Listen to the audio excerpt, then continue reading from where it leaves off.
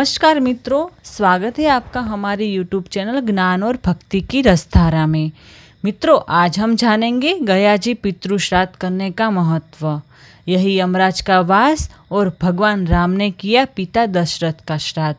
पितृपक्ष में गया तीर्थ में जाकर हम पितरों का श्राद्ध तर्पण करके पितृ ऋण से मुक्ति पा सकते हैं, क्योंकि स्वयं भगवान विष्णु पितृदेवता के रूप में गया तीर्थ में निवास करते हैं।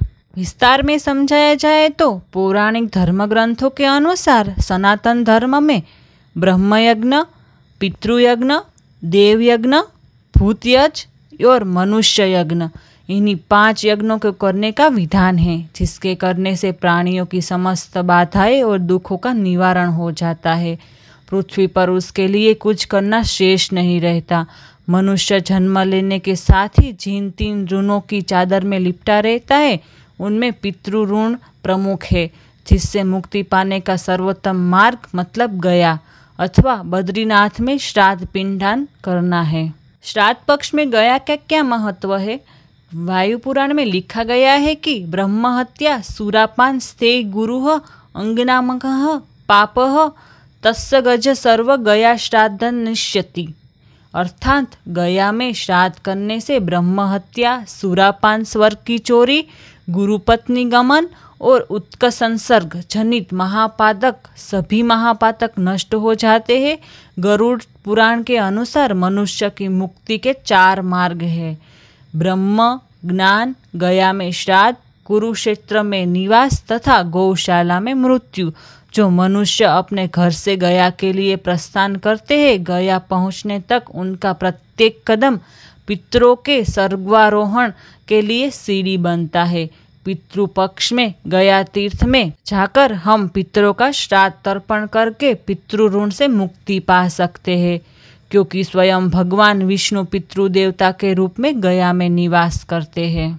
गया तीर्थ में विषय पौराणिक कथा ये है कि गयासुर नामक अत्यंत पराक्रमी असुर ने घोर प्राणियों को संतप्त करने वाली महान दारुण तपस्या की। उसकी तपस्या से संतप्त देवगण उसके वध की इच्छा से भगवान विष्णु के शरण में गए और अपनी व्यथा कही। श्री विष्णु ने देवगणों को आश्वस्त किया, वे उस गई नामक महापराक्रमी का वध करेंगे। कालांतर पश्चात श्री विष्णु की माया से गयासुर शरण हुए गदाधर रूप द्वारा मारा गया। गयासुर का पवित्र शरीर 5 कोच और सर 1 कोच का है, जिसमें ब्रह्मा, जनार्दन, शिव और प्रपितामह स्थित है। विष्णु ने गया की मर्यादा स्थापित करते हुए कहा कि इसका शरीर पितृतीर्थ पूर्ण क्षेत्र होगा। यहाँ जो भक्तिपूर्वक यज्ञ, श्राद्ध तर्पण, पिंडदान आदि करेगा वह ब्रह्मलोक गामी होगा। सर्वप्रथम ब्रह्मा ने गया को श्रेष्ठ तीर्थ मानकर यहाँ यज्ञ किया, तभी से गया में श्राद्ध पिंडदान आरंभ हुआ। यहाँ श्राद्ध करने के बाद कुछ शेष नहीं रहता, अतः अपने पितरों की प्रसन्न करने के लिए संकल्प जरूर करें। ऐसी मान्यता है कि गया में भगवान ब्रह्मा, शिव एवं विष्णु समेत धर्मराज यम निवास करते हैं। गया में भगवान विष्णु स्वयं पितृदेवता के रूप में यहाँ सदैव विराजमान रहते हैं। भगवान राम ने माता सीता संग यहाँ पर अपने पिता राजा दशरथ का पिंडदान किया था। गया के अलावा इन स्थानों पर भी श्राद्ध का विशेष महत्व है।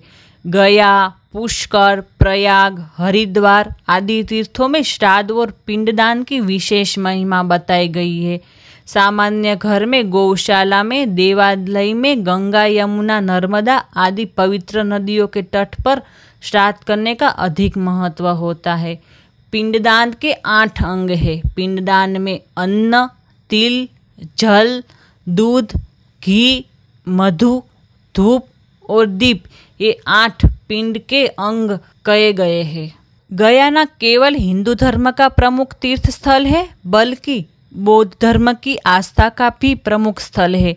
पितरों की आत्मा की शांति के लिए देश में कई जगह पिंडदान और श्राद्ध कर्म किए जाते हैं, लेकिन गया में पिंडदान करना सबसे अधिक पुण्यदायी माना गया है और आत्मा को जन्म मरण ने चक्र से मुक्ति मिल जाती है। इसीलिए यहाँ देश ही नहीं, विदेश से भी लोग पितृपक्ष के दौरान आते हैं।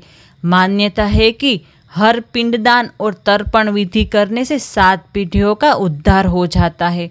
गया बेहद ही रहस्यमयी जगह मानी जाती है। यहाँ हर जगह की अपनी कहानी है और करने का आत्मा को किस तरह मुक्ति मिलती है और इसका रहस्य क्या है। मित्रों, फल्गु नदी का रहस्य है वो भी जानते हैं। रहस्यमय फल्गु नदी भी है जिसके बारे में कहा जाता है कि इस नदी का पानी धरती के अंदर से बहता है। यह नदी बिहार में गंगा नदी से मिलती है। इस नदी का वर्णन वायु पुराण में मिलता है। इस नदी के तट पर पिंडदान और तर्पण करने से आत्मा को मोक्ष की प्राप्ति होती है। साथ ही पिंडदान करने वाला भी परम गति को प्राप्त होता है। माता सीता के शाप के कारण यह नदी अन्य नदियों की तरह न बहकर धरती के अंदर से बहती है, इसीलिए इसे सलीला भी कहा जाता है। सबसे पहले फल्गु नदी में ब्रह्मा जी और भगवान राम ने पिंडदान किया था। इसके बाद पांडवों ने भी इस नदी पे श्राद्ध कर्म किया था। मित्रों, हमने जाना गया में श्राद्ध करने का महत्व। तो मित्रों, ऐसे ही नए वीडियो देखने के लिए हमारे चैनल को सब्सक्राइब करना ना भूलें और फिर मिलेंगे एक नई कथा और एक नए वीडियो के साथ। तब तक आप सभी का बहुत बहुत धन्यवाद। जय श्री कृष्ण।